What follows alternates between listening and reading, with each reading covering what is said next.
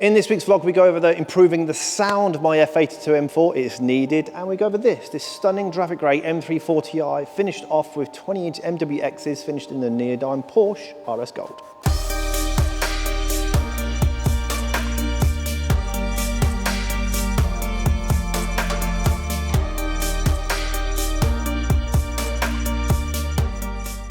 Right, I've been waiting for this one. We're back on our M4. You'd have seen us do certain parts modifications, including the brakes. Thank you very much, Tarox. Bilstein, thank you very much for the dampers, and iBack, thank you very much for the springs. Car is really starting to come together. Still waiting on the wheels and tyres, halfway through the detailing, and Steve's actually off today for our family holiday. We pulled the car away from the detailing bay and going to put it on the ramp. This has landed. So far, there's a few different stages where we're going to be at, but today we're going to be going from here to get some more sound out. Now, starting with these, thank you very much for Canon for supplying these. These are our original OEM replacement units. So these keep the standard air boxes. We'll take out the fat, horrible panel filter that's in there. It's very restrictive, but they are quite cost effective. Yet again, the whole ethos of this car, if you've seen the other build series so far we've done on it, is to replace with better. So instead of buying OEM, let's replace with something better. So these are going to definitely help the car breathe better, which is obviously really important for most modern performance cars. Then this, now being an earlier car, these have 4 catalytic converters. When we get the car on the ramp, I'm sure Blake will point them out. We have 2 in the downpipes, 2 in the middle, and then that is it. This has no GPS. This is a 2016 plate car, so we do get some sound from it. Now, I don't know if he's played it before or after when I'm talking about this, but the original sound isn't too bad as in volume wise.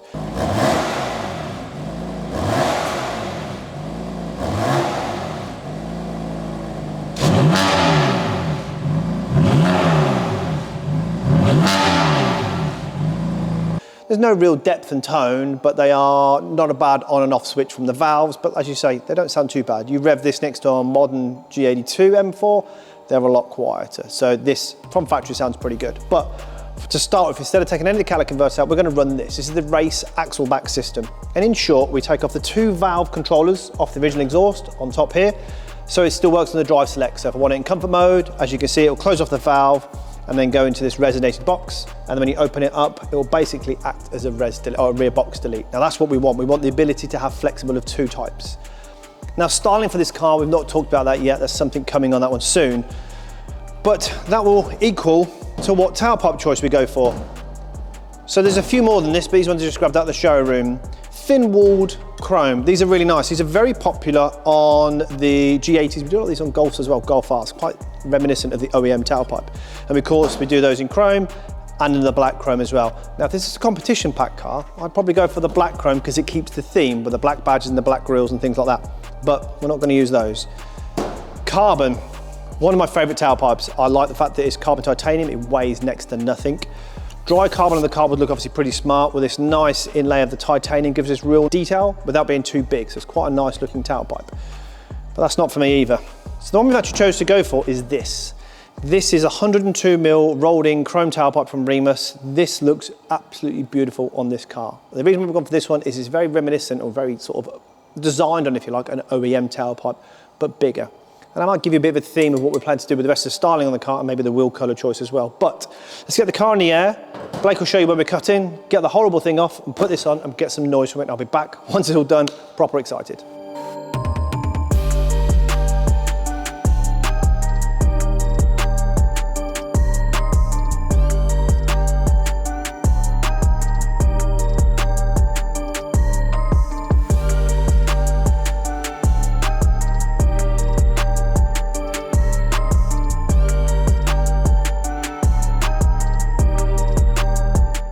So as you can see, we've got Mike's M4 back on the ramp today and we're fitting the Remus axle back system.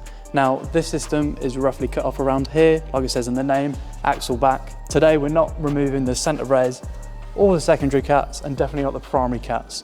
These cars are quite loud from stock anyway, so we're going to start with an axle back and see how we get on.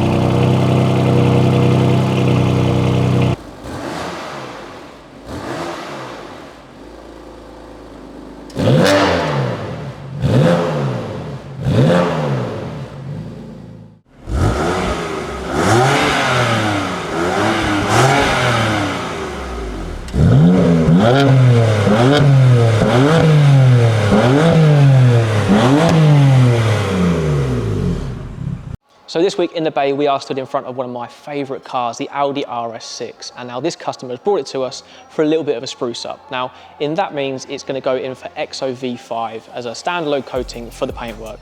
The customer's looking for a little bit of ease of maintenance, something that's going to help him just wash the car and make it a little bit easier throughout the winter season and also taking him through the summer.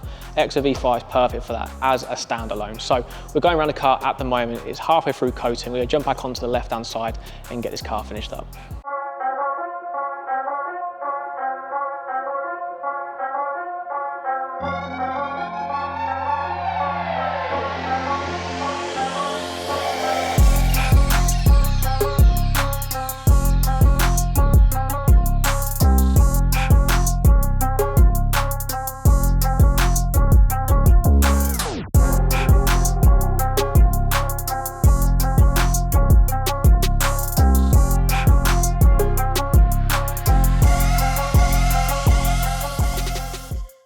Behind me we have a really stunning example of the perfect daily, an M340i. We all know these are a great car, but out the factory they're just a little bit numb, and we've certainly improved on this one. Car behind me has the AC snitzer front, a spoiler and the side skirts to match.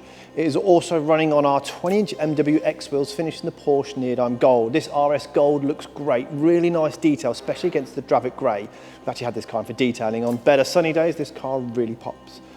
On the MW10s are an 8.5 front, 10J rear, finished off a Michelin Pilot 4S tyres. Brilliant everyday tyre. This guy is his daily. It has a second car as well, and his second car is a bit more track focused, so of course he wanted that bit of a track feel to the tyre. A few of the little bits we've done, we've had the made paddle shifters done, iDrive cover, armrest, knee pads, a few of the little bits and bobs just to make the car stand out. Of course, the AC snitzer bumper protection strip because the guy carries his dog in the back, and his dog, bless him, is his pride and joy.